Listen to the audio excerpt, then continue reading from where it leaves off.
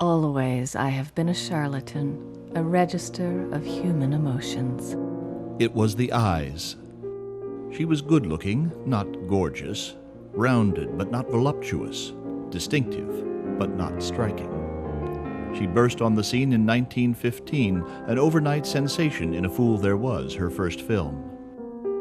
In the film, she is the nameless vampire, a thoroughly sexual woman who uses her erotic appeal as the reaper uses his scythe, to cut men down.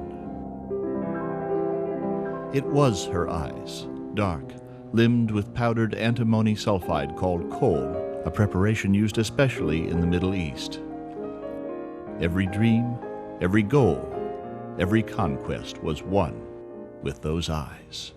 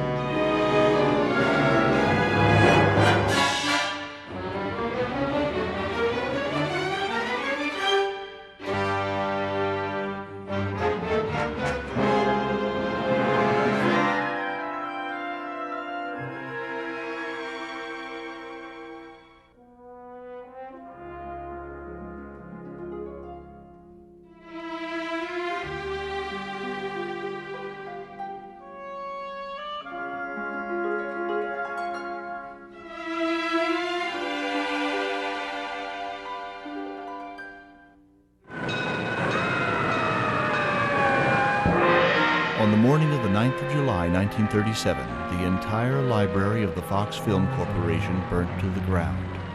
Lost in the ashes were the original negatives of every Fox feature starring the first true siren of the silver screen, Theda Bara. For 4 brief years, she was among the most famous women in the world, an icon of dangerous sexuality, the first star to have her biography tailor-made by the press. She was also the last star to embrace on screen the acting style of the 19th century stage. Hailed by critics as a consummate actress, her art was revealed through movement, and without her filmed legacy, the actress was lost. Theda Bara became a curio, her image forever frozen in movie stills, greeting cards, and stamps. Theda Bara is unique among film stars in that her image comes down to us almost entirely from still pictures. She made something like 40 films, and only a handful of them survive. But the images of Cleopatra and Salome with the skimpy costumes and the exotic poses are what people remember. They don't know the actress, they don't know her films, but they know the image that she projected on screen, or at least in the still pictures. It may be that in every woman there is Carmen and Cleopatra, Juliet and Salome. Through inherited instincts, a pretty woman soon discovers her good points. In this way, she begins a study of an exact science called sex appeal. To understand the fame of Theda Bara, we need to understand why so many people were willing to think of female sexuality as something intrinsically evil. Something I'm always talking about in film when people talk about women as objects of male desire. How they're not just objects, they're subjects too, by virtue of activity. They're not passive, and she certainly wasn't.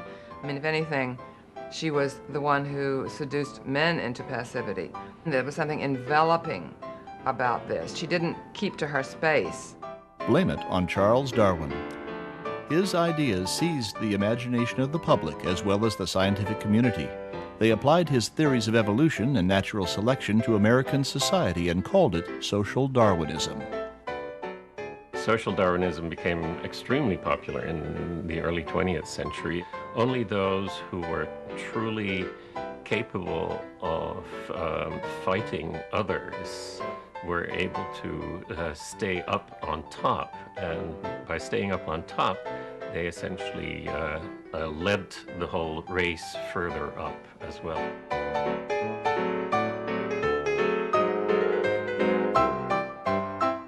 Theda Bara was the natural enemy of our race. As Fritz Leiber Jr. would write, there are vampires, and the ones that suck blood aren't the worst. This was Theda. Her food was man's vital essence. The vital essence theory held that every person was sent into the world with a finite amount of vital essence. And this vitality was stored in the male sexual organs. So a young man who was trying to become a captain of industry needed to maintain as much of his vital essence as possible and translate that vital essence into brain power. By this theory, every time a man had sex, he spent his vitality and became just a little bit dumber. And Theda Bara, they said, was the woman no man could resist. All men fear the sexually rapacious or even sexually hungry woman. Both is something that they've dreamt all their lives for, instead of these pallid women who have headaches all the time. At the same time, there's a terror. Can I satisfy her?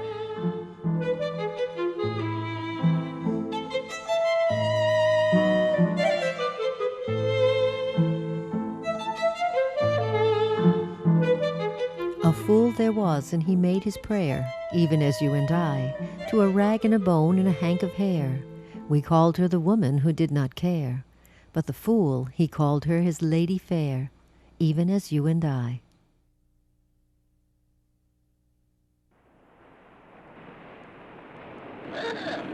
By 1915, Kipling's popular poem was part of the fabric of modern life. Everyone had read it. Schoolboys on the street could recite it. That year, Theda Bara would cause a sensation in a movie based on the poem. A series of events begun in England around 1897 would set the stage for Bara's entrance, and it all began with a romantic liaison between an actress and an artist.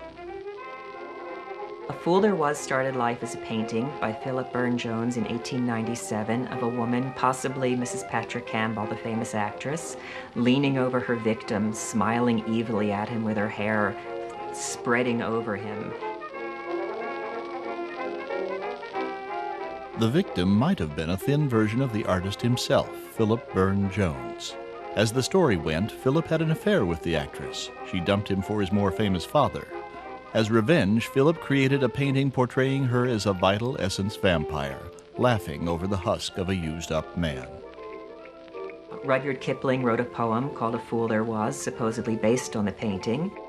The painting, entitled The Vampire, and the poem appeared together in a London exhibition in 1897, creating exactly the kind of sensation Philip wanted. But when the controversy boiled over, Burne-Jones denied even knowing the actress, whereupon Mrs. Pat cheerfully denied his denial. She happily capitalized on her vampire reputation and some years later appeared in a play called Belladonna. Mrs. Pat created the role of a vampire-like wife who travels to Egypt, finds a lover, and poisons her husband. The idea of the predatory female was something that was in the air at the time. It was a time when women were sort of spreading out into the real world, looking for the right to vote, looking to move into the workforce. And there were a number of people who felt threatened by this, men, of course. Apparently this held true for Philip, too. He failed to achieve the success of his celebrated father and eventually faded from the scene to a life of titled obscurity. What became of his painting is, to this day, a mystery. American playwright Porter Emerson Brown created a play based on the poem, which became a Broadway hit starring Robert Hilliard. Brown turned his play into a popular novel which featured a reproduction of the painting on the cover. Without apology to Kipling, Tin Pan Alley produced a song. The popular dance team of Alice Ice and Bert French created something called the Vampire Dance, which is preserved in this film titled The Vampire, released by Calum in 1913.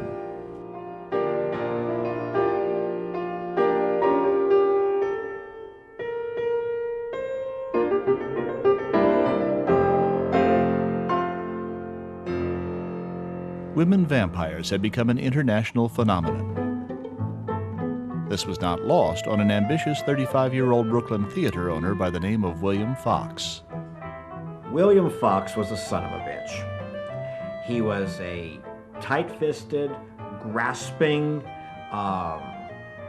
calculating individual. Some of that perhaps can't be helped. He was born in poverty and strove to get out of it, and he did. He tried vaudeville and failed.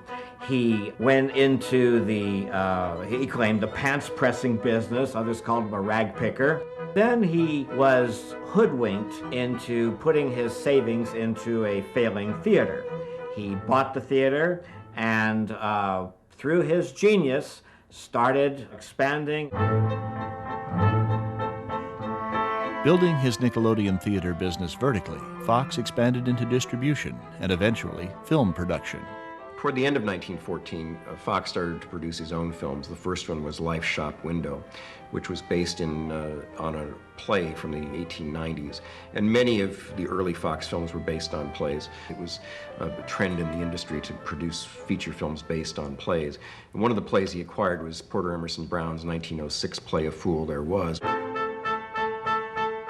Actor Robert Hilliard played John Schuyler in A Fool There Was, both on Broadway and on tour. His transformation from virile and upstanding husband to raving degenerate in 3 acts was considered a tour de force. The woman who seduced Schuyler had no name. She was called only the Vampire. William Fox purchased the film rights from Hilliard and his producers.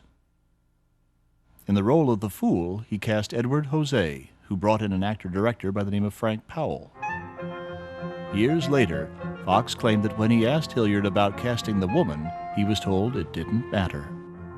In my experience, I have had to change my leading lady 6 times. As soon as one scored a tremendous hit in the part, she would become unmanageable, and I had to let her go. My advice would be to put the girl you choose under contract, and the part will make her. Fox then asked director Frank Powell for suggestions. Frank Powell was a former stage actor who became a film director and had just been hired by Fox in 1914, just about the time he was making The Stain for another company. Now, Theda was an extra in The Stain. The big question is, was she an extra on The Stain, and that's where Frank Powell found her, or did he put her as an extra in The Stain because he wanted to screen test her? No one really knows that, and there are varying stories on both sides of the question. The woman who appeared before Fox was not named Theda Bara. She was introduced as Theodosia de Coppet.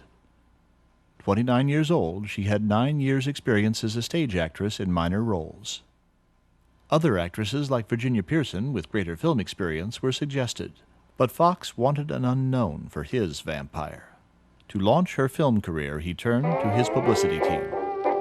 Al Selig and Johnny Goldfrapp were 2 writers for the New York World, and they were also freelance press flacks and PR men with great senses of humor, and they were just very good at making up stories. They were perfect for the film industry at the time because William Fox knew that the best way to publicize this film was publicity. He needed stories, and he needed wild stories to publicize this film.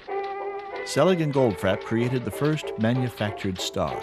Lots of actors changed their names, but this woman would be created from the ground up, and the ground would be Egypt. Born in the sands of the Sahara, her father, an Italian sculptor, lost in the desolate wastes. Saved by a beautiful French actress, they made love in their Bedouin tent, their child born in the shadow of the Sphinx. But what to do for a name? Keep it simple. Take the Arab, spell it backward. Shorten Theodosia to Theda. Theda Bara. Fox placed his creation under contract. Selig and Goldfrapp claimed it was later amended with 8 famous clauses. You cannot marry within 3 years. You must be heavily veiled while in public. You cannot take public transportation. You cannot appear in the theater. You cannot attend Turkish baths. You cannot pose for snapshots. You cannot close the curtains on the windows of your limousine. And you can only go out at night. Selig and Goldfrapp weren't finished. After childhood in the desert, Theda Bara had achieved fame in Paris, the toast of the Theatre Antoine and Grand Guignol. There, director Frank Powell discovered her and whisked her away to safety as German forces advanced through France. Though unconfirmed, legend has it that Fox first presented Theda Bara to the world at a press conference held in a darkened hotel room. The famous press conference in Chicago was a complete setup. Theda just sat there. She was not used to talking to the press yet, so she barely said a word. The studio people handed out handouts to the reporters about her romantic background, being born in the shadow of the Sphinx, and how she was a big star in Europe, and Theda just sat there and looked as romantic and as mysterious as she could. Now, supposedly, after the press conference ended, Luella Parsons wrote that Theda threw open the windows and said, "Give me air," in a Midwestern voice. I don't think that ever happened. It was a great story. It gave Theda the publicity, and it tipped people off from the very beginning that she was not what she was pretending to be. Well, the thing I find most remarkable about the Theda Bara legend was that from the very beginning, it was known to be a legend. And I think that's one of the things that is so appealing about the legend. Everybody knew from the beginning that it was a joke, and they were all in on the joke. A Fool There Was opened in January 1915. It was Fox's fourth release, and it made his company. Fox's publicity had created the setting for a jewel, and that gem was Theda Bara. She really does somehow belong to the world of myth. I think what shocked and surprised me was really how completely monstrous she is. It's just kind of amazing that at the end, I mean, she is such a complete predator. She is like the archetype of the bad woman. I mean, in the perennial division of women into virgins and whores, she is the ultimate whore, the ultimate seductress. Theda Bara is quite the most revolting but fascinating character that has appeared upon the screen for some time. Bold and relentless, it is filled with passion and tragedy, shot through by the lightning bolt of sex. The film remains true to its theme. Theda Bara is an instant triumph.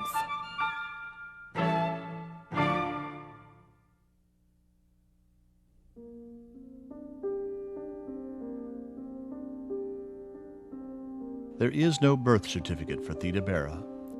She claims to have been born on the cusp between fire and water. Her birthday is July 29th, but the year became variable. However, information from the U.S. Census sets her birth in Ohio, 1885. What difference does it make where I was born? They say that I was born in Chicago, in New York, in Cairo, even in a cyclone cellar. To satisfy idle curiosity, I myself chose the African desert as my professional birthplace. Did she choose Egypt, where Mrs. Pat's belladonna roamed the sand? Whatever her story, Fox Films' ultimate vamp was born Theodosia Goodman, the first child of a Polish father and a rather flamboyant French-Swiss mother. Theda was a nice Jewish girl from Cincinnati. I was born in the suburbs of a town in the Middle West. It was a comfortable home with porches, a garden with great trees in it, and a stable in which the ponies were kept, which my sister and I rode. She claimed 1890. She later claimed 1892. She never would admit her real age. She was of the school that believed that a woman who'll tell her real age will give away everything. And that wasn't Theda Bara. Her father, Bernard Goodman, originally Guterman, was a naturalized citizen. He worked as a tailor, first an employee, later in his own shop. A protege recalled Bernard as a proud, principled man who stood up for his fellow employees. Pauline DeCoppet Goodman, her mother, owned her own wig-making business. Her client list included professional actresses. With the two-income household, the Goodmans were able to provide their 3 children with a middle-class upbringing.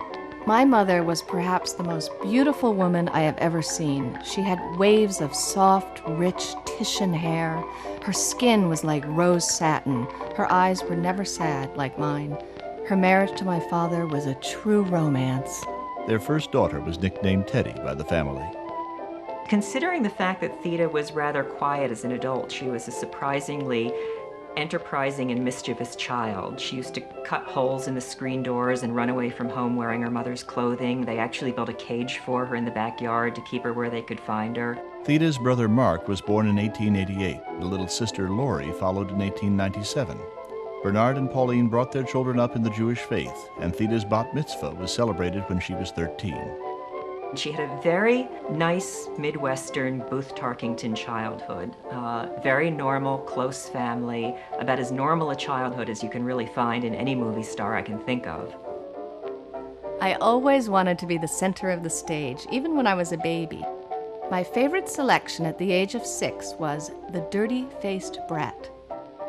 What a delight when I found that I could make people cry. The art of dramatic recitation was popular in 19th century America. Books, such as The Peerless Reciter, provided scripts and instruction in the art, including photographs of actors and illustrations of standardized Delsarte poses, indicating a rainbow of emotions. Assume a bright expectant Extend the right arm, as in Figure 2, calling the listener's attention the voice out to your full, story. Rich, and free. Use the gesture and signaling of Figure 8 to beckon your audience. Theda loved it all. Theda learned by observation.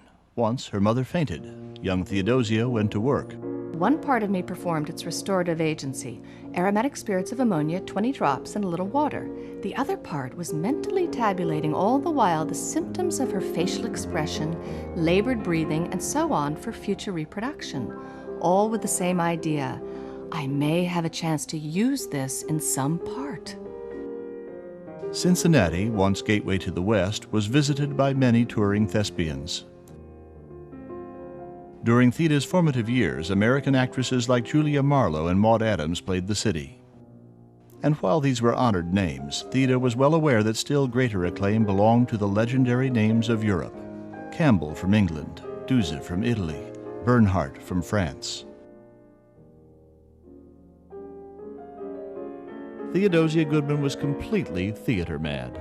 She dreamed of grease paint and lights and applause. But first, she had to finish high school. It was a college prep school. She was very, very active both on the school newspaper and in the drama department. And she had a minor role in the senior play, Our American Cousin. And one of her classmates wrote in the yearbook that she had a fine dramatic appeal and that there was a genius. Despite her interest in acting, her parents were more appreciative of her talents as a musician. She prided herself on her ability to sing and stay in tune. She even managed to practice piano while reading a book at the same time. Till the book was finished, I faithfully practiced my scales. What did she wish for? Her Walnut Hills High School yearbook reveals her chosen motto. With heart and fancy all on fire, to climb the hill of fame. Theodosia graduated high school in 1903, and she attended the University of Cincinnati for 2 years, which was not all that unusual for women at the turn of this last century. Being asked at the university to choose a special course, I shut my eyes and selected logic. I remember my mother tying a wet cloth round my head and giving me a black brew called coffee to keep me awake while I swallowed my logic. She was a very well-educated woman. She was very interested in literature from an early age. I think she was the only one of the early stars who did have any college education at all. Desire for the stage overcame her. She must move to New York. To continue her music studies, she insisted. I ever had the same violent and burning desire to conquer something that eluded me. After much opposition, my father gave me my fare to New York. I arrived in New York alone.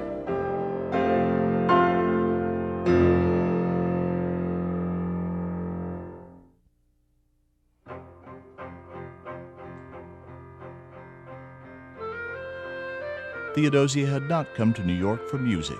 She was determined to become an actress. I had my experiences going around to dramatic agents looking for an engagement in a profession I knew nothing about. At last, I was engaged for a small part in a road company at a salary of $25 a week. The brief tour proved a miserable experience for Theda. She left mid-tour and returned to New York, where she was joined by her mother and sister. Records for the next few years are spotty. We do know that in 1908 she was in Molnar's play The Devil, which was in New York. She appeared with Edward Stephen, not George Arliss as it's usually reported, and at that time there were 2 productions running concurrent. She also said that for that first performance she took the stage name of Theodosia de Capet.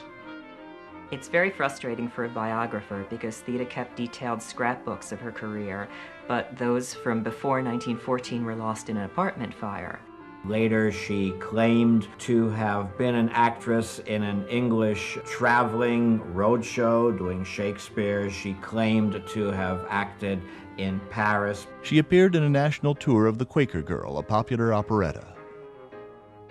Actress Hedda Hopper, later a famous gossip columnist, was also in the play. Many years later, she wrote, Theodosia was a believer in spiritualism and read about it constantly. The Theo spirits got to me to the point where I began hearing tapping on the wall behind my bed. Though they remained friends for life, Hopper didn't think much of Theda's acting in 1912. Theodosia played a Frenchwoman with an accent that wouldn't fool a 5-year-old. Oh, brother. Despite her lack of success, Theodosia de Coppet-Goodman was remembered by those she met, including theatrical producer, later film director, Cecil B. DeMille. I failed to take much notice of Theodosia Goodman, although she used to come to our office hopefully when she heard we might be casting. She had to change her name to Theda Bara before she had her chance to add a new symbol, the vamp, to American mythology. No less than Mrs. Patrick Campbell herself became a friend, subletting Theda's New York apartment in 1910. But the most fascinating story of Theda's theater years involves her purported trip to Europe. The story has doubters. Neither of her biographers found corroborating records, and most details of her travel to Europe are unknown. But the date of her return has recently been discovered in passenger manifest records kept at Ellis Island. Theodosia de Coppet returned to America on the Teutonic, docking in New York on October 20th, 1910. Her age at arrival was listed as 24. How long had she been abroad, and what did she do while away? We may never know for certain, but two very colorful characters have recorded portions of the story, and Theda herself hinted at the beginning of her odyssey. There followed a year or two of weird, incomprehensible experiences which are too intimate for the public eye. They flourished for a time in that beautiful twilight called love. They concerned the usual emotional surprises that are the mystery of youth. A Greek drama, which was never produced, led me to Europe. I found myself in England, a member of one of those traveling open-air companies that give very poor Shakespearean performances. The company was just as obscure as I was. She traveled to France. There, she met Isadora Duncan's family. Mary Desty, Isadora's friend and biographer, tells of a troubled romance between a future film vampire and an unnamed young artist. Isadora believed in this man's genius, but he was in a bad nervous state owing to this girl's being a spiritualist and doing the queerest things. So one Sunday morning she saw him off to Moscow. Being very tender-hearted, she did not tell the girl at once, but asked her to drive with us and go to lunch. Isadora finally broke the news that he had gone. The future cinema star arose and said, "I curse you. The gods of my fathers curse you and your children forever." And at that very instant, we were on the spot where, years afterward, the automobile with Isadora's children entered the Seine. Desty's son was 12 years old at the time. Not too many years later, he would change his name and become famous as film director and playwright Preston Sturges. In his autobiography, Sturges finishes the story. Mother had run into her at Isadora's, and discovering that the girl was temporarily hard up, Mother invited her over to our place.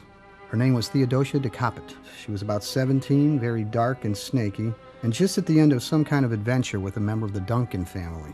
We used to talk practically all night. She explained to me that she was not like other women, but much more primeval. "I can smell you from here," she breathed in the dark.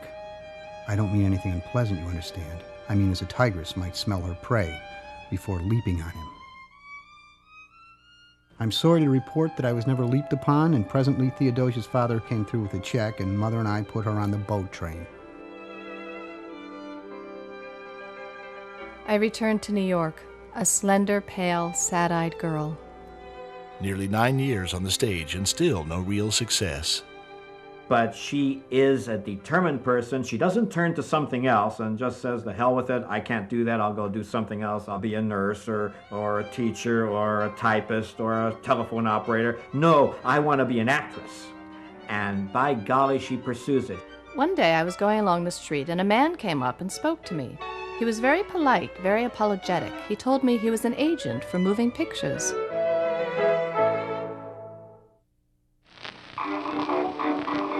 For her first starring role, Theda took the ferry across the Hudson River daily to film at the studio Fox had rented in Fort Lee, New Jersey. Additional location work was done in Florida. A Fool There Was costs nearly $17,000 to make $16,899, and it grossed worldwide about $137,000. So it was a tremendous hit in its time. Fox had struck a nerve with Fool. It turned Theda Bara into a star.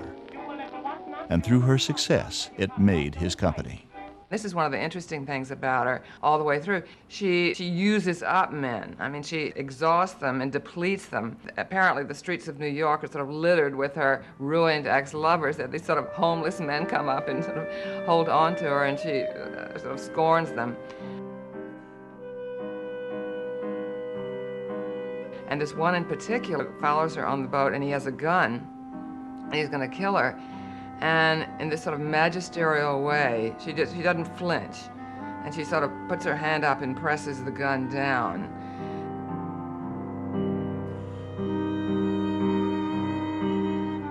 This is the point where she says, "Kiss me, my fool."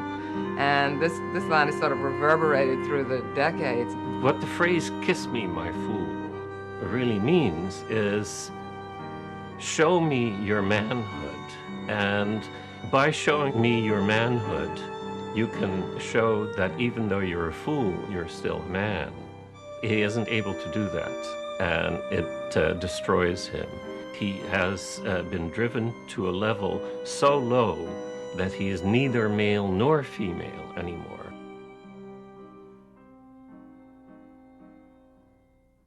The photoplay, A Fool There Was, follows the story of John Schuyler, newly appointed American ambassador to England. Schuyler is married with a loving wife and a young daughter. Schuyler is part of the Anglo-Dutch upper class of the eastern United States. He has never encountered a sexual woman. His wife has been a perfect household nun from the very beginning. The child is called Innocence. So we have, in a sense, in the movie, 3 stages of women: the innocent child woman, the household nun, and the sexual woman, the vampire. Enter the vampire. She spies the announcement of Schuyler's appointment in a newspaper and sets out to snare him. She secures passage on the ship that is to take Schuyler to England. And when he comes on board, she has this rose. It's sort of a symbol of her decadence and voluptuousness, and she drops it so that he'll have to pick it up, which he does. And when he leans down to pick it up, suddenly he sees her ankle, and it's like a glimpse of stocking is something shocking. We realize suddenly that we're in this era where to even see 2 inches of flesh beneath the skirt was titillating beyond all imagination. It's the story of the weak-willed man who can't defend himself against the predatory woman. And this is like the struggle of civilization, the end of civilization, if she wins.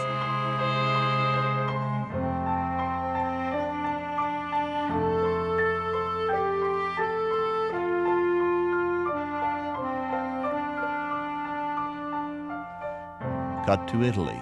Months later, Schuyler has abandoned both his family and his government position. He is lost in the pleasure of the senses, until a letter comes from home. Remarkably, Schuyler's wife understands that her husband is innocent, unable to resist the vampire.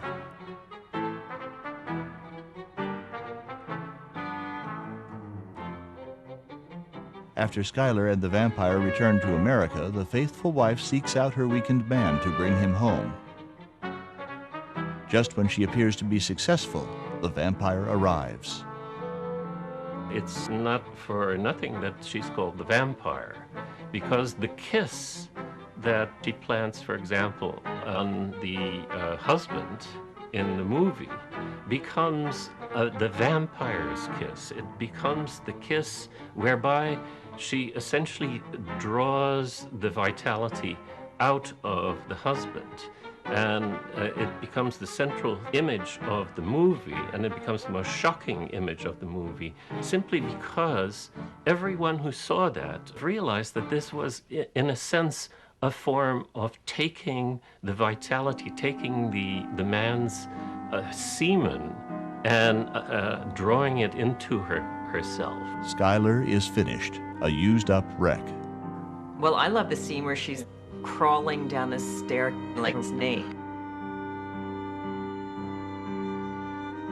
She turns men into sniveling, crawling insects.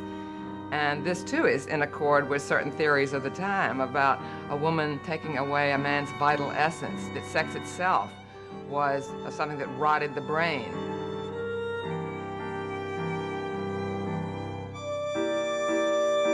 temptress is a threat to masculinity, to the male ego. You hardly ever see them brought quite that low, quite that permanently. And if so, there's usually some kind of retribution. There's no retribution here. You're left with this stark image of complete destruction. And it's kind of wild, you know? It's kind of exciting just for that, when you see something that unexpected. To sum up 1915 in one sentence, nobody becomes a somebody. The word vamp came into the language. You'll see it in a dictionary from that year. It meant a woman of the type that was portrayed by Theda Bara. Vamping became a verb and vamp an adjective. With the success of A Fool There Was, I renounced all former expectations of the art of acting. I cut my soul in two. One half I kept for myself, the other half I gave to the movies. My first picture was a success that surprised everyone. I myself was not quite convinced when it was over that I could ever do it again. Fox rolled cameras on a second film at the studio in Fort Lee. Theda took the Hudson River Ferry again to play a vampire, but this time only in a supporting role. The Kreutzer Sonata opened less than 2 months after A Fool There Was. The star was famous stage actress Nance O'Neill, but it was Theda Bara's name that theater owners placed at the top of the marquee. Filming continued without break, a new feature almost every 5 weeks. Fox's scandalous French-Arab star skyrocketed to fame. The Devil's Daughter, Destruction, and Sin were potboilers that promised more of the vamp and delivered what they promised. Theda Bara had become Fox's most popular female star. Then a new man entered the scene. His name was Raoul Walsh.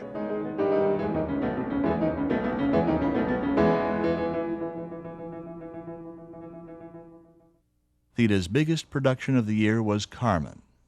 Raoul Walsh was hired by William Fox to make a version of Carmen with Theda Bara.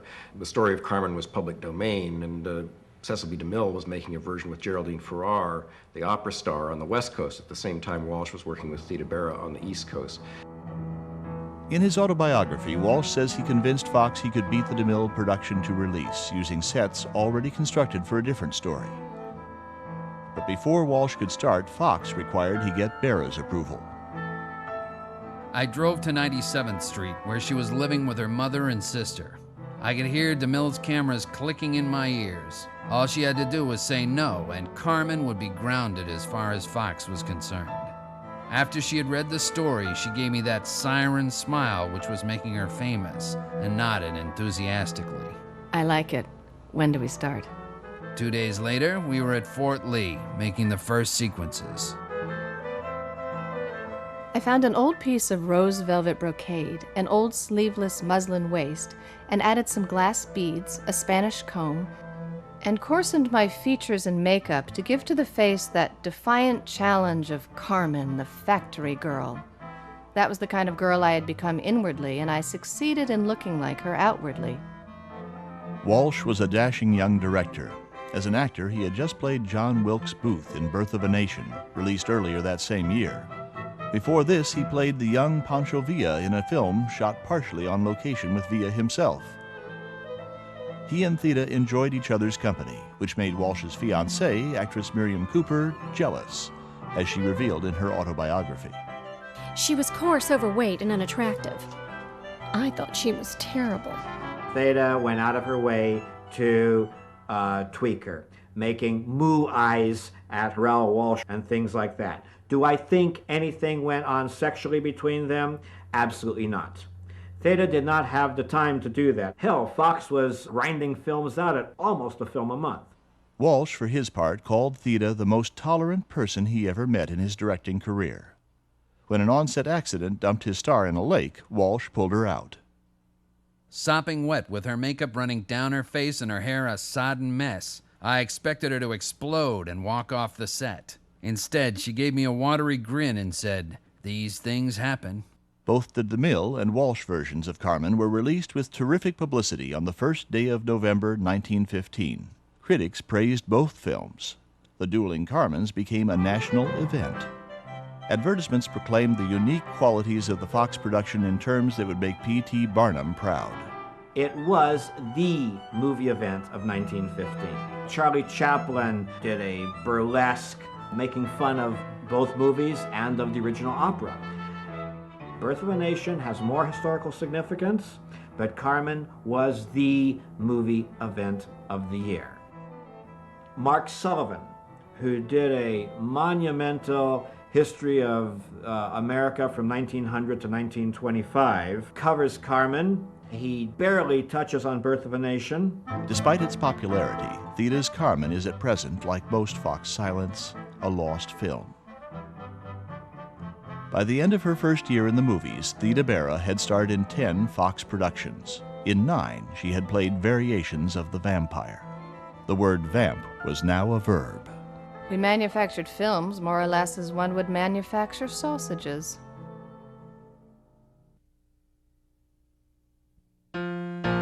Theda's vamp character began to evolve. Not always evil incarnate, the vamp became the striving woman who seeks sexual and intellectual fulfillment. Yet she is primitive by nature, and when betrayed, takes revenge on mankind. She is a perfect example of a 19th century evolutionary theory called gender dimorphism. Men were destined to become more and more intelligent, more and more focused on the life of the brain. Ironically, the more evolved woman in this kind of theory would be the woman who is more passive, more focused on simply existing as a housewife, what I have called the household nun. The description of the less evolved woman would be the description of Theda Bara, the woman who is sexual, who is predatory in her interests. Stories of this predatory female were meant as cautionary tales, but many found them thrilling. Millions, in fact. To this point, Theda Bara has acted for 11 pictures. There are 40 prints of each in circulation. The Fox company has not had one of the 440 idle a single day. This means that 440 theaters... In February 1916, the New York Times estimated that 182 million people had seen Theda Bara's films. In the films. 3.5 million persons make up Miss Bara's audience, or 182 million persons in the course of a year. As the year continued, Theda became a sort of international vampire queen. A Russian vamp in The Serpent, she became a Mexican vamp in Gold and the Woman, and a modern American vamp in The Eternal Sappho, of which a Cleveland reporter wrote, Miss Bara is a vampire again, to be sure, but this time not a deliberate, cold-blooded one. She is driven by fate, and she wrecks the lives of men who come into contact with her. But she does not mean to do it. You will not hate this Theda Bara, and for the most part you will sympathize with her. Nay, perhaps even like her.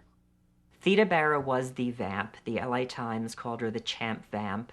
She was definitely the leader in her field, and it was very frustrating for her because she was forced to play this one-dimensional, not even two-dimensional character. Theda's name started to appear in the titles and lyrics of popular songs.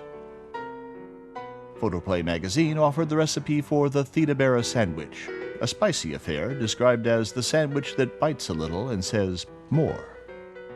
I remember passing a theater where my name was ablaze in electric lights. A friend with me said, "Aren't you proud?" But I wasn't. A rolling eye and an undraped figure were all the public expected of a vampire in the movies. I was an actress.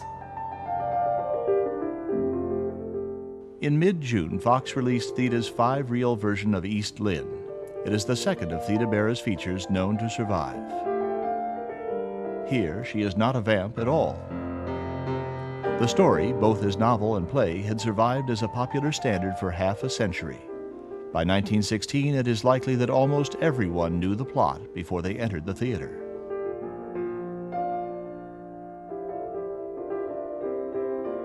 Theda plays the tragic heroine, Lady Isabel, whose entire life unravels when she begins to suspect her husband of infidelity. As an actress, Theda Bara believed that great emotion was effectively communicated by grand gesture. She was not alone. Many actors continued to use 19th century theatrical styles into the 1920s. This is not simply bad acting, but a deliberate technique, a measured means of translating human feeling into visual form. A few actors already understood that film was a medium in which such stylization was unnecessary. But in 1916, they were in the minority. Most, like Theda, firmly believed that the power of popular theater required little alteration in its transformation to film. East Lynne is dated not only by its acting. Director Bertram Bracken gave in to the temptation to visualize obvious cliches. When the villain, Captain Levison, tries to convince Theda's Lady Isabel that her husband is having an affair, the film cuts to a shot of a snake in the grass. Even so, Theda garnered fine reviews for her role. While East Lynne continued its run, Under Two Flags opened in July. Under Two Flags took place in the desert, but it was an all-American character, and that's why she liked it. It was a pearl white, adventurous, all-American gal kind of character, and a heroine as well. She had a great time riding horseback. She got to fling herself around and save the hero, and it was a fun film for her to do. Under Two Flags was very well received critically, and in fact, a lot of newspaper critics said this is the sort of film Theda Bara should be doing. Her superb emotional work makes her cigarette almost a work of art. She displays buoyant enthusiasm and a vivacious personality. She has visualized the immortal daughter of the regiment with consummate art. Besides finding a role she loved, in Under Two Flags, Theda found a collaborator, director J. Gordon Edwards. A fatherly figure, Edwards came from the legitimate stage. He was Bara's 7th film director, and at nearly 50 years of age, by far the oldest. Fox was a little unique among the early studios. It was set up as a director's units. And so once Theda Bara and Gordon Edwards clicked, they became the Theda Bara unit. Edwards would direct her next 21 films. Through the years, many writers have cast William Fox as the villain in Theda Bara's life, handing her countless vampire roles while sabotaging any chance to break the mold. Fox presented Theda as vampire during the lucrative springtime. Few theaters had cooling systems, and in the hot summer, when business fell off sharply, most of Theda's non-vamp roles got their run. But the plot is not that simple. Fall was the season for Fox's biggest blockbusters, and October 1916 saw Theda premiering in a role that seems unbelievable today.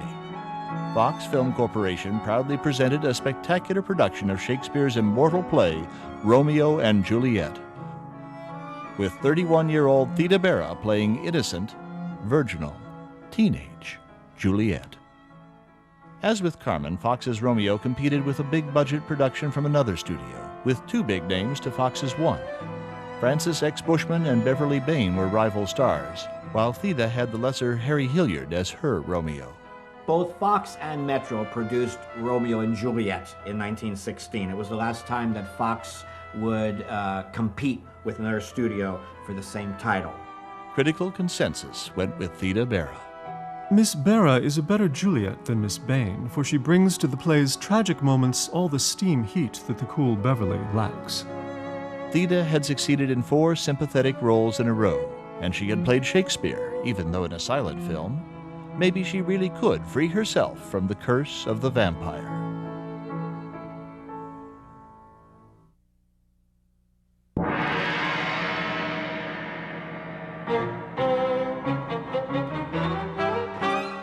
What a year this would be for Theda Bara. She would star in 4 spectacular roles: Victor Hugo's Esmeralda, Dumas's La Dama de Camelia, the infamous Madame du Barry, and the immortal Cleopatra. If only it hadn't started out so badly.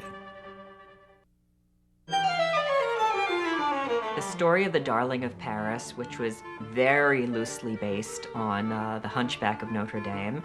Of course, they could not have an evil priest in the story, so they changed him into an evil doctor. They couldn't have a hunchback hero because who wants to look at a hunchback hero? So they had the evil doctor cure Quasimodo's hunchback. The Darling of Paris is played by Theda Bara, happily married to Quasimodo at the end of the film. The Darling of Paris premiered to large crowds, if modest acclaim.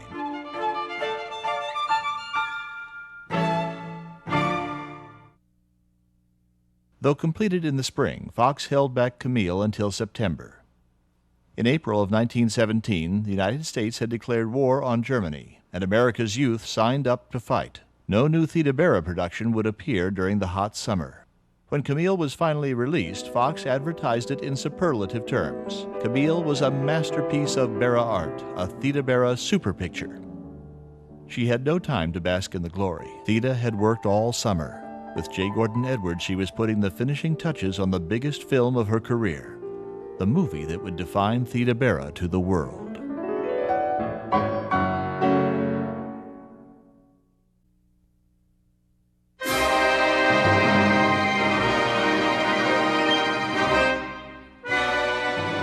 Cleopatra is one of the most sought-after films. It's on the AFI's 10 most wanted list of lost films. And it's a crime that it's lost. The sets, the costumes, the makeup, the love scenes, everybody loved that. The role of Cleopatra was Theda Bara's most interesting one to herself. The censors went crazy over Theda Bara's costume or lack of same. In more humorous circles, they said that she was getting Bara and Bara. Theda Bara's public loved it. It's hard to know exactly how long Fox prepared to make Cleopatra. As early as the end of 1915, he had the production in mind. Publicity, begun early in 1917, described the wonders of the superproduction to come. Selig and Goldfrapp informed a credulous world that Fox's #1 star had been preordained to play the deadly Egyptian love goddess. It seems an inscription on a tomb in Thebes had been found to predict the coming of the great actress. But the clincher was the discovery that her name was, in fact, an anagram for Arab death. I think the Fox people probably realized that her name was an anagram for Arab death pretty early in her career, but they were saving that little tidbit up for Cleopatra because it was such a perfect bit of publicity for that particular film. Theda spent hours studying the Egyptian collection at New York's Metropolitan Museum of Art. She also cheerfully contributed to Selig and Goldfrapp's hype by recalling past lives for her press interviews. I lived in ancient Egypt, probably at Thebes. I remember crossing the Nile on barges to Karnak and Luxor, as plainly as I recall crossing the Hudson on the ferry.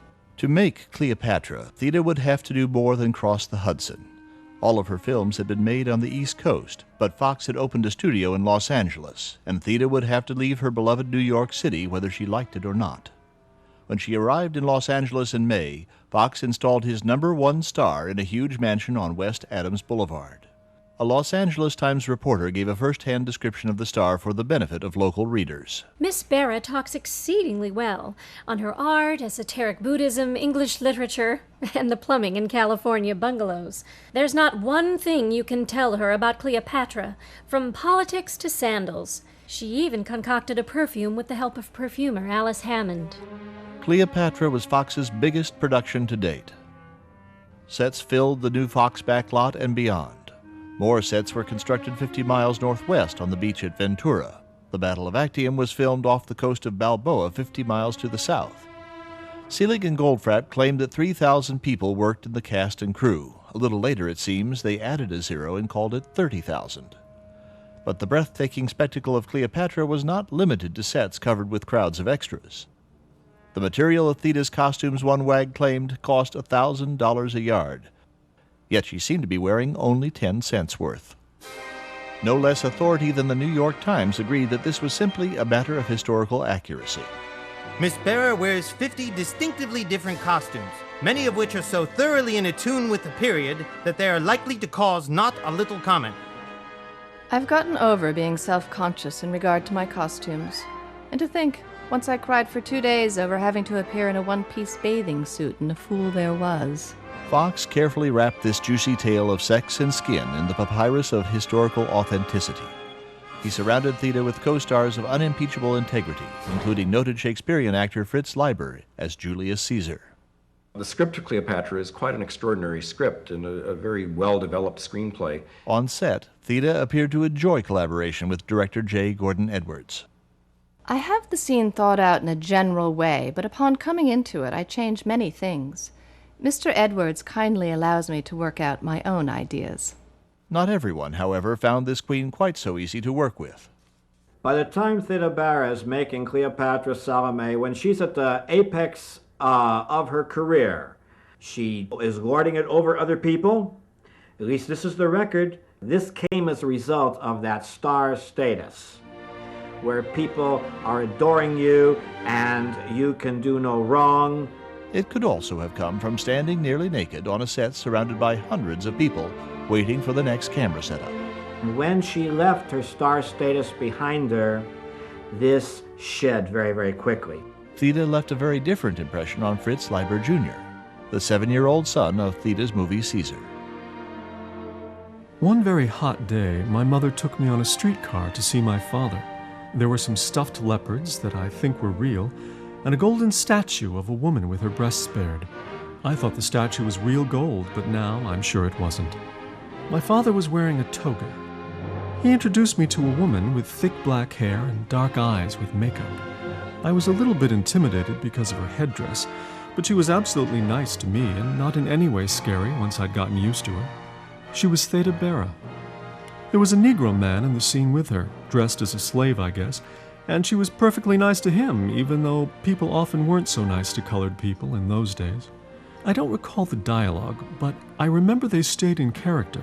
A few years later, I saw another movie being made, another silent movie, and the actors were just talking about the ball game while they were pretending to speak their characters' lines. But my father and Theda Bara were actually being Caesar and Cleopatra. My father projected his lines as if he were speaking from the stage, but Miss Bara just spoke her lines normally. There was absolutely nothing wrong with her voice, but there was nothing special about her voice either. I could tell she hadn't taken elocution lessons. When she finished her scene with my father, Theda Bara kissed me. I recall being impressed by her dark brown eyes, which seemed to me very deep and hungering. I wrote a story years later called The Girl with the Hungry Eyes, and maybe that's where I started to get the idea. From Theda Bara. After the film wrapped, she stayed in Los Angeles. On August 16th, the Los Angeles Times claimed, regarding Cleopatra, Miss Bara is attending to supervising the cutting of the picture, her director, Mr. Edwards, having gone away on a short vacation trip. I feel quite pleased with the picture. In fact, though one always sees flaws in her own work, I believe it compares favorably with anything I've ever done.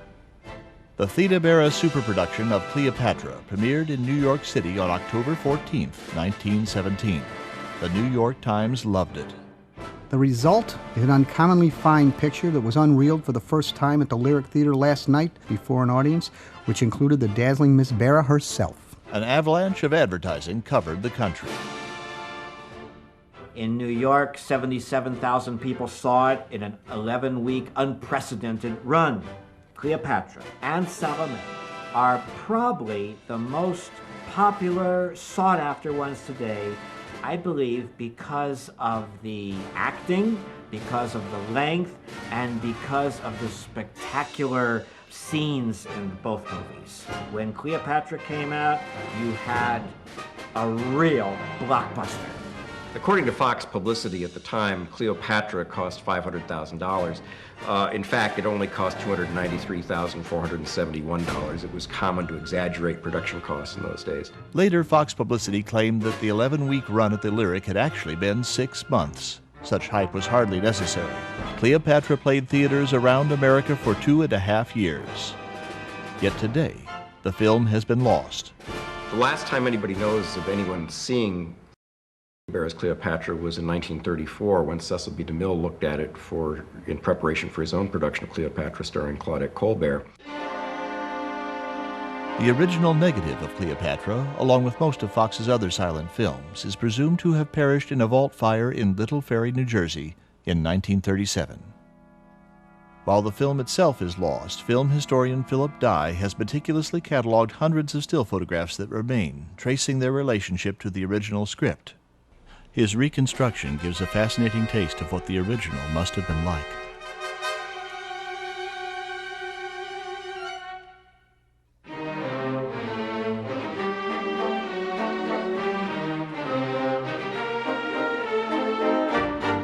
In the Fox film, Pharaoh is true heir to the Egyptian throne. Because of his love for Cleopatra, he has warned her of a plot to remove her from power. He now realizes she has used this information against him.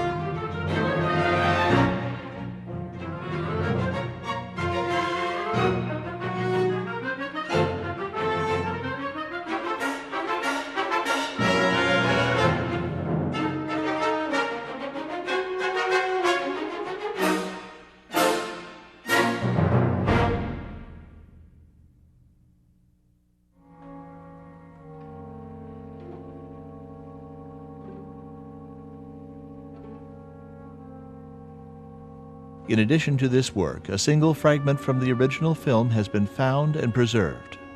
It is seen here for the first time in many years.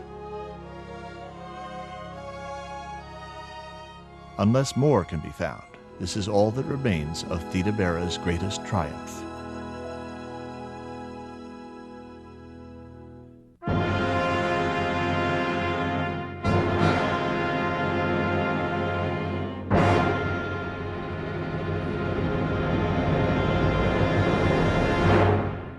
On November 18, 1917, Theda's entire family changed their names to Bara. All the petitioners stated that Bara was an old family name. She loved making Madame du Barry, perhaps especially because of the costumes. Their designer, George James Hopkins, became her protege. Though Theda was bound by contract to Fox, her salary could be renegotiated annually. By 1918, it had reportedly risen to $3,000 per week. On average, she made a new film every 7 weeks.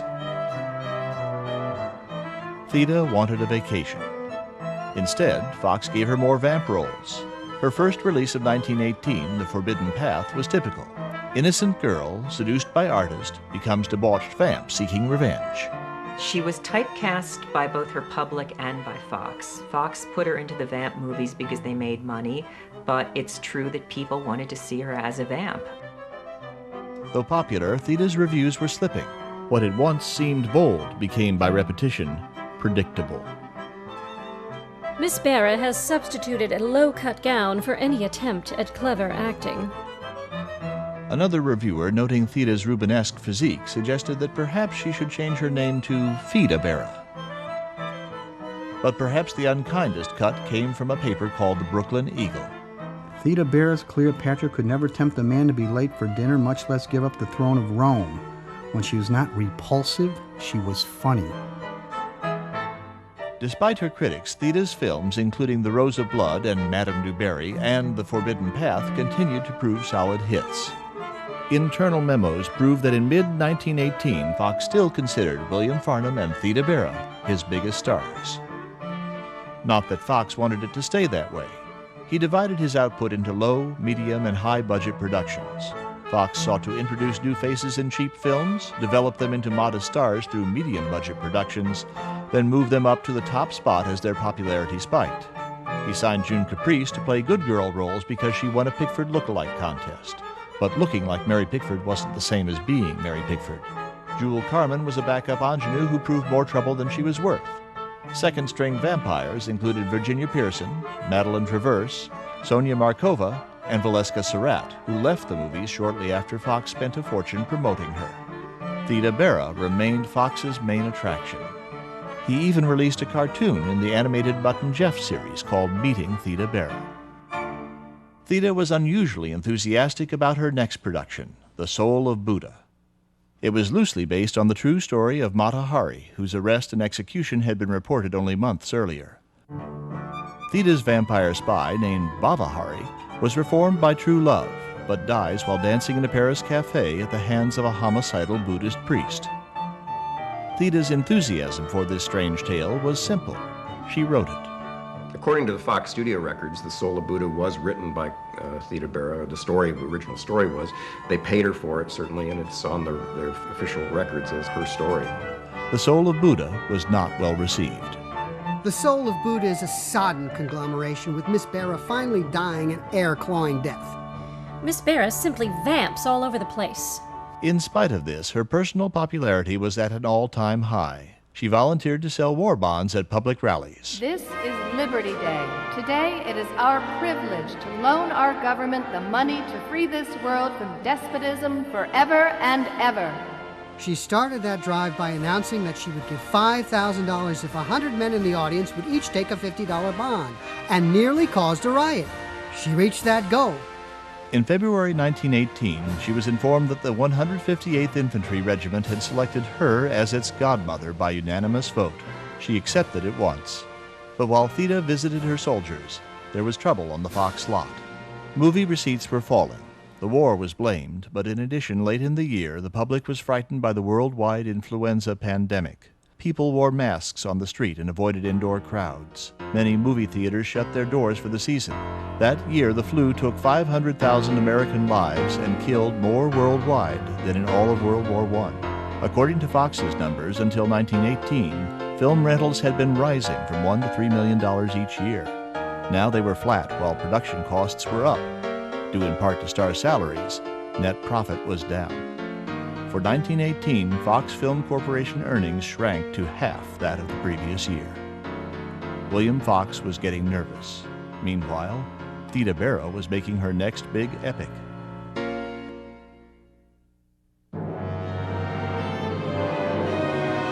One thing you have to remember is that because we didn't have reruns, we didn't have video cassettes, once you had a popular film, the only way to capitalize on that was to make something that was quite similar.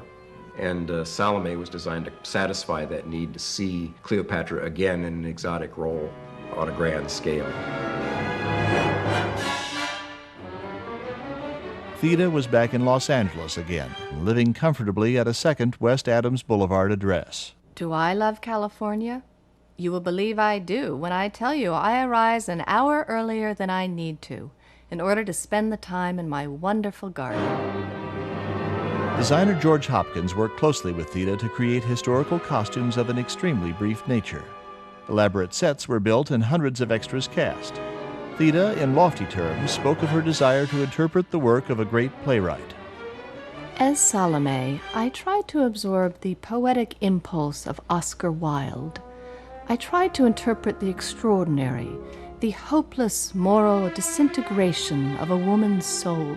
Salome was released on August 10, 1918, and this time her reviews surpassed Cleopatra. And for me, and probably for thousands of others, Salome, the alluring, the cruel, will always be the colorful, intricate characterization of Theda Bara. It is surprising today to think that Theda Bara's theatrical gestures might have added up to an intricate characterization, but this is exactly what Theda hoped she had achieved. One could study her forever, and while doubtless my conception has taken many liberties with the popular idea of Salome, I mean to imply in my interpretation that her love for John the Baptist was an intricate emotion. People talk about Cleopatra being the great lost film of hers, but actually Salome was a much better production. She looked much better in it, and it was reviewed much better.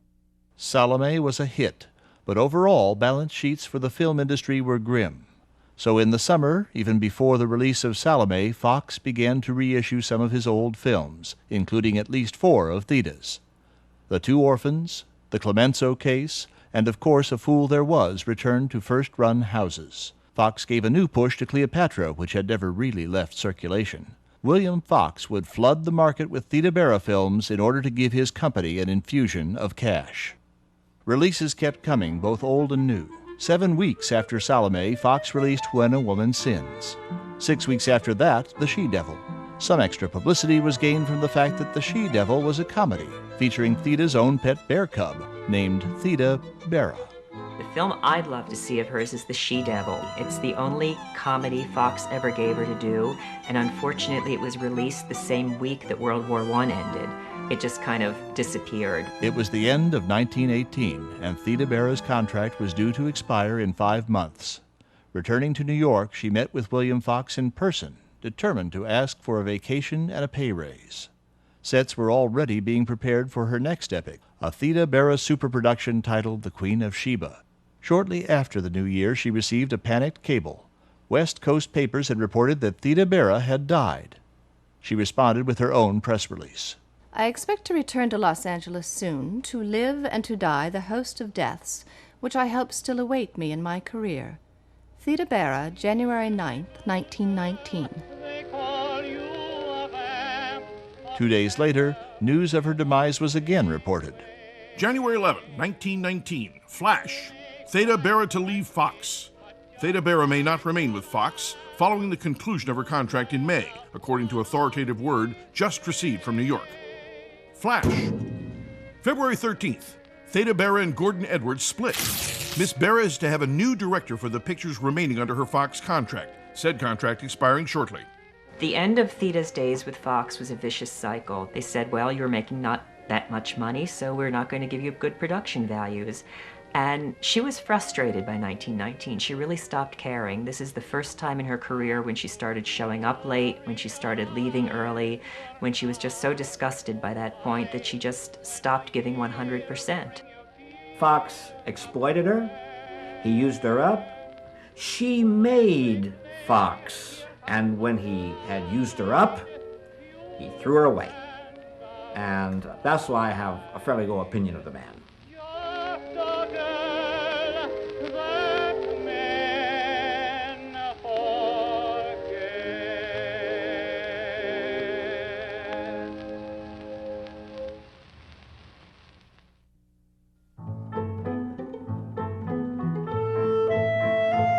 I think when Theda met him, he was a tall, good-looking, famous, rich person, so he was a very personable man.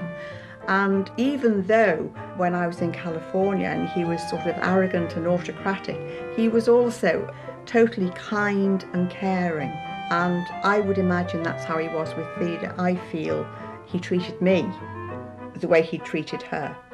Charles Brabin had been in films, working in films from about 1908. He worked for the Edison Company first after a career in theater, and came to Fox in 1919 and was assigned work on Theda Bara pictures. They fell in love and became husband and wife in 1921, about the time she retired from the screen. His father was the first man ever to ship live cattle from Australia to England. The family from 1825 up till the 1970s were all butchers with very few exceptions. Master butchers, if you like. And a well-known Liverpool family. And Uncle Charlie was one of those exceptions. Uncle Charlie, as I understood it, was sent to Chicago to work for Armour and Company because he was bringing the family into a little disgrace with his womanizing. He obviously was a bit of a rogue and a vagabond. By the time he met Theda, Charles Brabin was a 37-year-old bachelor and a successful film director. Unlike Gordon Edwards, Brabin liked to write his own scripts. Theda and Charles decided on 2 stories, and Fox said okay. The first was Kathleen Mavourneen, a story Brabin had already adapted and filmed 6 years earlier as an Edison two-reeler. Theda would play an innocent and beloved Irish beauty. She was ebullient as she described her new persona to the press.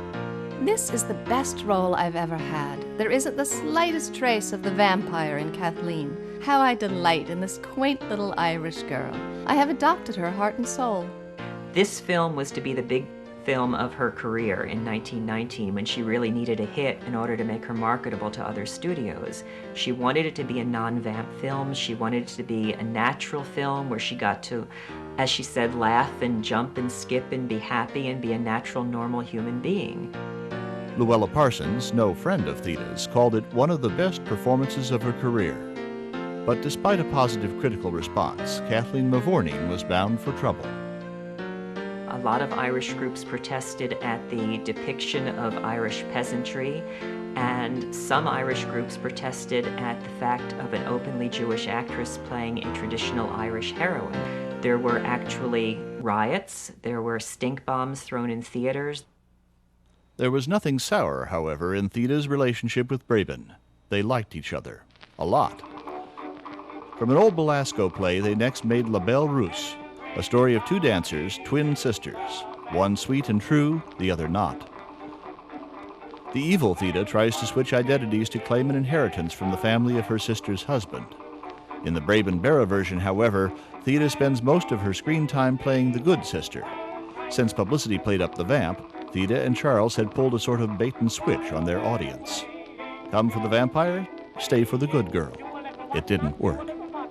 After this, Charles Brabin was reassigned by Fox. With the second-string director, Theda finished her contract with The Lure of Ambition, released in November 1919. Theda did not attend the premiere. Without renewal, her contract had expired in May. Fox didn't want to lose her in 1920. In fact, they had a number of projects all lined up for her. They'd already started building the sets for The Queen of Sheba, which she was to have starred in. As late as July 1919, nearly 2 months after her contract had expired, Fox claimed that yet one more Theda Bara superproduction was in the works for the coming year. She said that she left Fox not because of money or because she was difficult or because she had lost her public, which she said were the usual things that people ascribe to why she left motion pictures, but because she wanted a vacation. Theda Bara had made 39 feature films in 56 months. One of Fox's two biggest stars, by the end she was making $4,000 a week. What happened? It could have been the vacation. It could have been the money. Fox profits were falling and Theda wanted $5,000 a week. She wasn't the only one who knew her worth. Bickford, Chaplin, Fairbanks, and Griffith all left their old studios to form United Artists at the same time. Some say that vamps were going out of style, but Pola Negri played Madame du Barry and Carmen and other Theda-like roles with great success. Child actress Baby Peggy got chuckles from vamping as Carmen. A host of copycats kept the vamp going for years. The vamp never died. She became the femme fatale. If Fox was trying to contain costs, it didn't help. Unable to build a star of the same magnitude in-house, Fox replaced Theda Bara with famous serial queen Pearl White. He put the expensive Queen of Sheba in turnaround for a year and a half. But the same year that Theda's contract expired, Fox's profits evaporated. For the first time, Fox Film Corporation finished a year in the red.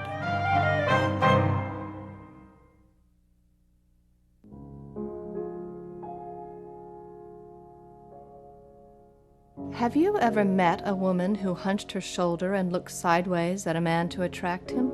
I haven't, although I may have done it on the screen.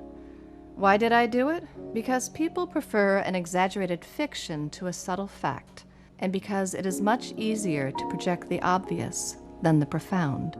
Theda left her home in Los Angeles. It was rented by Roscoe Fatty Arbuckle, which was duly noted by a cartoon in the Los Angeles Times.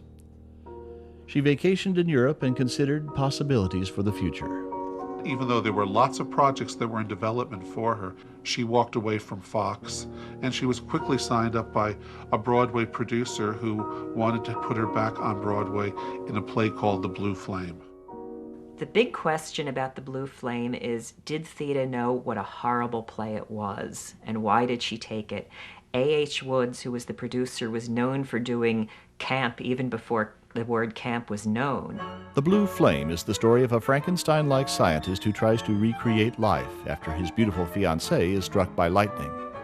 But while the woman is reborn, the soul is not, and the revivified Theda becomes a vampire who preys on any man she can find. Theda's contract promised her $1,500 a week plus half the net profits. In out-of-town tryouts, the production sold out. Her weekly check totaled $10,700. Theda had very happy memories of this particular production. She said when we were out of town, we had such celebrity that we filled the theater every night. It was standing room only.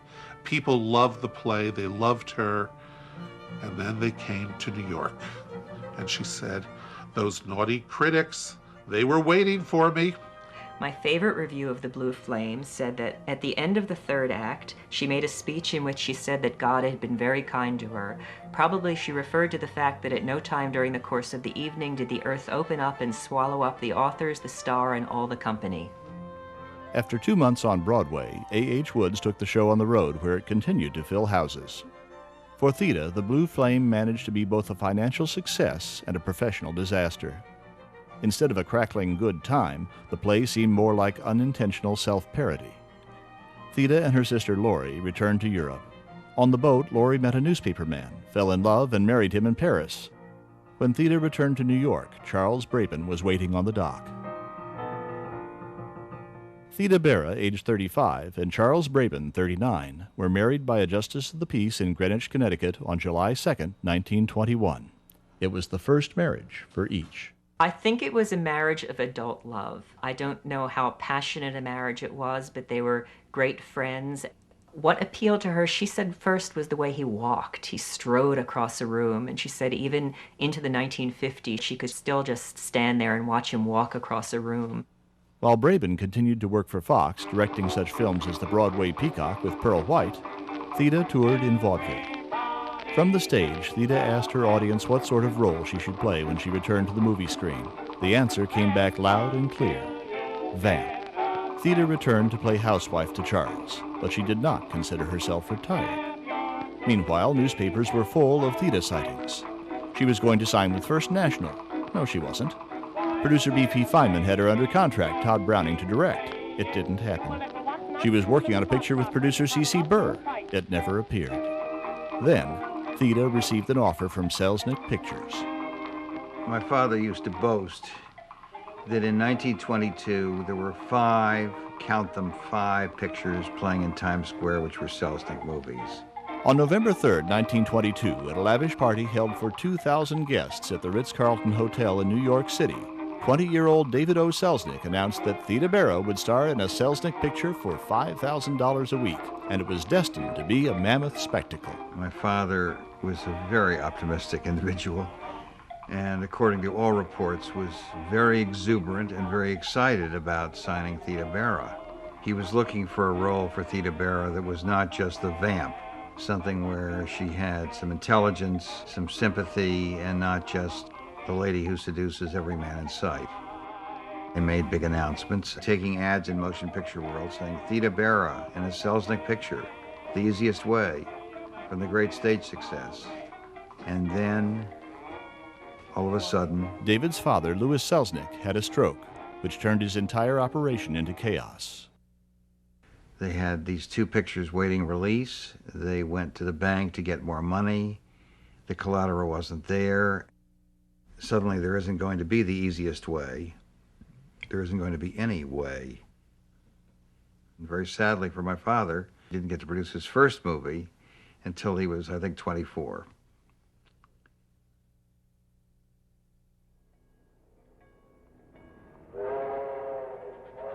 In April 1923, Theda and her husband returned to California. Theda Bara returns to Los Angeles. The fireworks started soon after the initial clinch following the end of Theda's journey from New York. "Are you going into pictures again, Mrs. Braven?" was the bombshell. "I certainly am," was Theda's decisive answer. "She is not," was the stout rejoinder of her better one-fifth. "Why, what do you mean?" was Theda's comeback as she turned upon her husband, disarming him by the use of every weapon in her armory. Tarried glances, shrugged shoulders, curling lips. A few days later, Theda explained. My husband, in the bottom of his heart, desires me to retire from the screen or to appear only in pictures directed by him.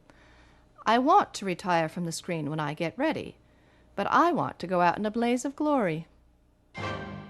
At the moment, all the glory was going to Charles. He was hired by the Goldwyn Company to direct their epic production of Ben-Hur to be filmed in Italy with a cast of thousands. In September, he sailed to Europe to begin production. Braven would be gone for almost a year. Left alone, Theda immediately incorporated Theda Bara Productions in the tax-friendly state of Delaware with a capitalization reported at $500,000. Again, nothing came of it. Would she never make a comeback? Charles Braven returned from Europe a chastened director. Ben-Hur had bogged down with over $150,000 spent even before shooting started. The Goldwyn Company had been absorbed into MGM, and the new company wanted a new production team. Braven was fired, the film recast, and all of Charles' footage was scrapped. Theda decided she needed to make a film, even if her husband was in the country. In December 1924, Chadwick Productions, a small, if respectable, Poverty Row outfit, announced that Theda Bara would star in The Unchastened Woman. This was the real thing.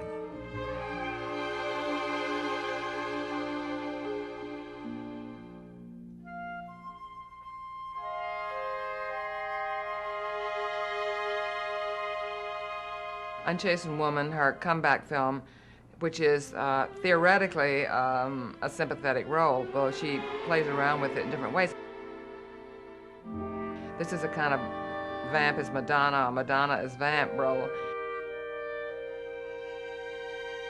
We first see her husband in a very palatial establishment with his secretary sort of canoodling, and she's upstairs with the doctor, having just found out she's pregnant.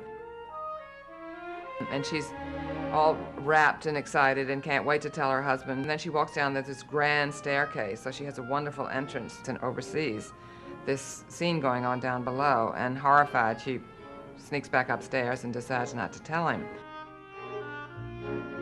There's a wonderful revenge moment that I think must have just absolutely endeared her to every female in the audience.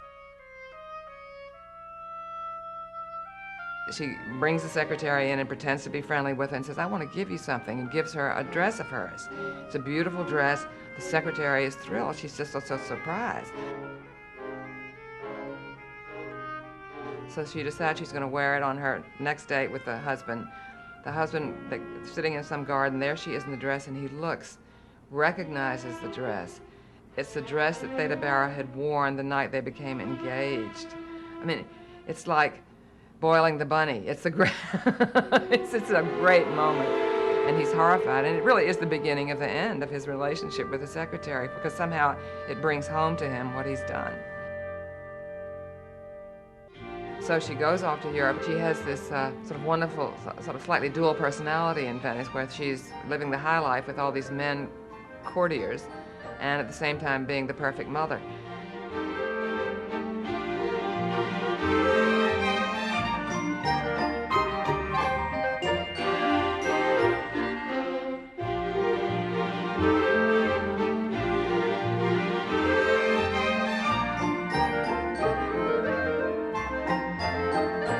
And she becomes a sort of patroness of this one architect. When they come home, he sort of comes after her.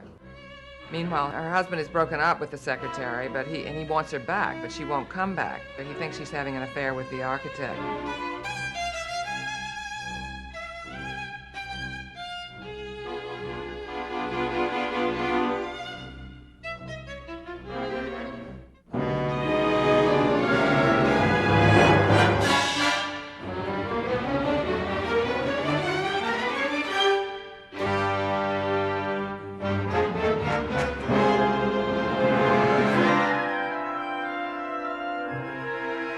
So the husband comes in, finds this child that's his, and is reunited with her.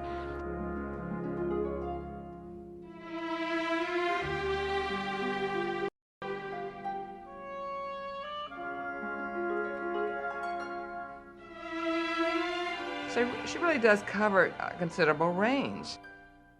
The film had been based on a play that was a fairly standard vamp tale.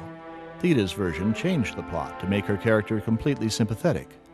Whether or not the public considered this another bait-and-switch ploy, the unchastened woman did not revive her career. Just before the release of her Chadwick feature, the LA Times reported that Theda Bara, longtime champ vamp of the world, had signed a contract with Hal Roach to star in a comedy. Vamping requires no artistry whatever. Comedy requires a real test of skill. There are such delicate nuances, such opportunities for subtlety. For me, henceforth, high comedy. If high comedy was what Theda was looking for, the Hal Roach studio was most likely not the place to find it. Her two-picture deal started with Madam Mystery. The comedy revolved around Theda playing a mysterious spy who is carrying a secret helium nitrate bomb. Two thieves try to steal her secret. When one of the thieves accidentally swallows the bomb, the helium expands inside him with perverse, if not grisly, results.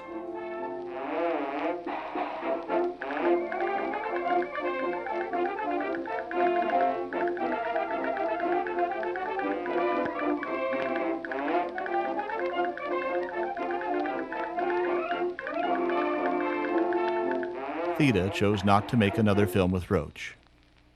A single shot of her left over from Madam Mystery was inserted into a second film, 45 Minutes from Hollywood, possibly to fulfill the contractual obligation that she appear in 2 Roach comedies.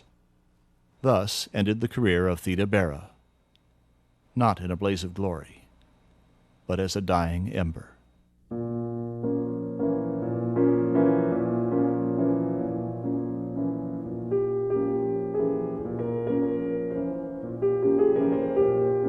"41 years old at the time of her last film, though only admitting to 36, Theda remained trim and stylish and beautiful throughout the next decade. The Brabens bought a simple home on Alpine Drive in Beverly Hills and settled into a comfortable married life. There were occasional appearances at studio parties, local theater, and on the radio, but never in film. There were always announcements of an impending comeback, of an autobiography that was almost finished, of movies based on her life. They never materialized. The 1930s found her on radio. Here's something you haven't heard before. Something everyone listening in will hear for the first time on any radio program. Folks, I want you to meet Theda Bara.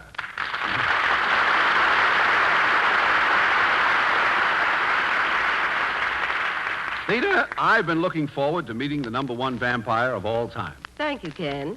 According to the records, you vamped your way through 44 pictures and left a trail of broken men in each one of them. I guess that about makes you the wickedest woman of your time, doesn't it? Well, I was no Shirley Temple. Yes, it's hard to realize I made 44 pictures and yet never spoke a word on the screen. Gosh, they certainly didn't give you very good parts, did they? Beyond films, her name had a life of its own. Producers were always discovering the new Theda Bara. In 1936, it was Marla Shelton. In 1939, Lana Turner. In 1950, Roberto Rossellini announced he had found the Italian Theda Bara, Ellie Parvo, in his film Woman. But the original vamp was now a housewife. Not that I ever secretly crocheted antimacassars or anything like that. Marriage is the hardest career of all. But it's the most worthwhile because the rewards are sweetest. Now I think I have the hang of it, but I still can't tell you how it's done. According to my mother, she was a sweet, agreeable, domestic, lovely woman, and they were very close friends. They hung out together. Mother was working, and Theda gave her tips about what to wear to audition. She befriended her. Mother was younger than she was and starting out, and Theda was a very warm, inclusive woman. Mother said she had a very warm heart and was very generous and very funny. She said she had her laughing. She had a little risque humor, but that was fine. Colleen Moore talked a great deal about Charles Brabin and Theda Bara. She first met Theda Bara through her husband, who was a director on 2 of Colleen's biggest films. She was invited many times over to the Brabins' home, and she said these were, for Hollywood, very sophisticated parties. They were very literate. There'd be a mixture of authors. There'd be a mixture of visiting British dignitaries. If it got really bad, Theda would come out and she would start to do parodies of herself as the vamp. And Colleen said nobody was funnier than Theda playing an imitation of Theda Bara. At one such party, Theda played host to the woman who had started it all. In the 1930s, the great British actress, Mrs. Patrick Campbell, had come to the United States. Theda Bara had a wonderful post-play reception for her. In 1934, the Little Theater of Beverly Hills for Professionals presented Belladonna, a role Mrs. Patrick Campbell had created in 1911. This time, the production starred Theda Bara. Her career had come full circle. The Los Angeles Times said, Miss Bara was alluring throughout. There was a slight inclination toward older stage techniques, but her voice was throatily pleasing. At the close of the last performance she would ever give before a paying audience, Theda Bara as Belladonna turned from the stage and walked out through the sand dunes of Egypt.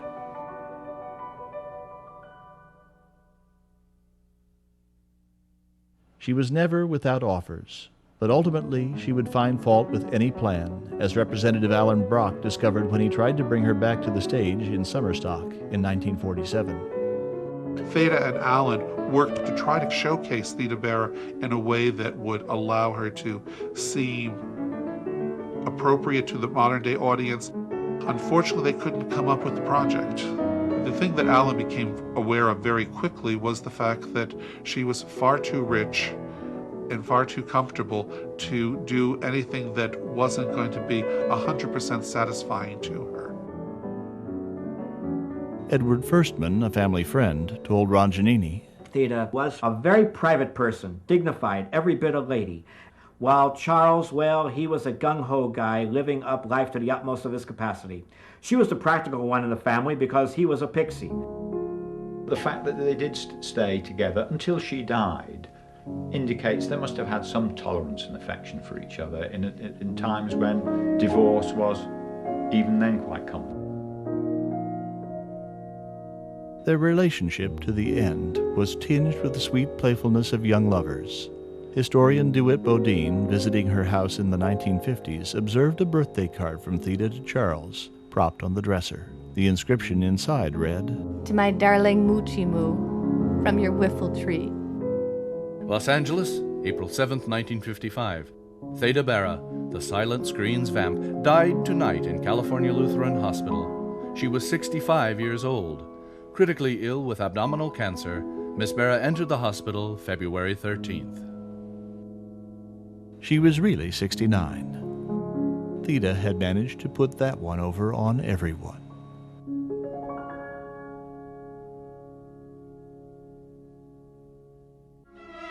Her eyes are always the same, but only her eyes.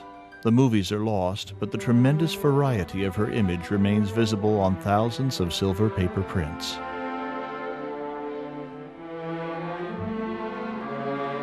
Here, Theda's commitment to her art is undeniable. As an artist, she was never afraid to appear unglamorous. She reveled in bold characters from every walk of life, every period of history, and many corners of the globe. She was the first star who really made a career out of being bad. She knew what she was doing, she had talent, she had stick-to-itiveness, and she was smart enough to play the game. She knew the difference between Theodosia Goodman and Theda Bara, and she never got the two confused. To look into the eyes of Theda Bara today is no longer to be lost, seduced into a world of sin and destruction. She wove her magic and cast her spell on a simpler era. But in a room darkened by veiled lights on a flickering screen, we can still find our way back to the danger and the pleasure of her company, when America was young and foolish, and the price of admission was 10 cents. Always I have been a charlatan, a register of human emotions.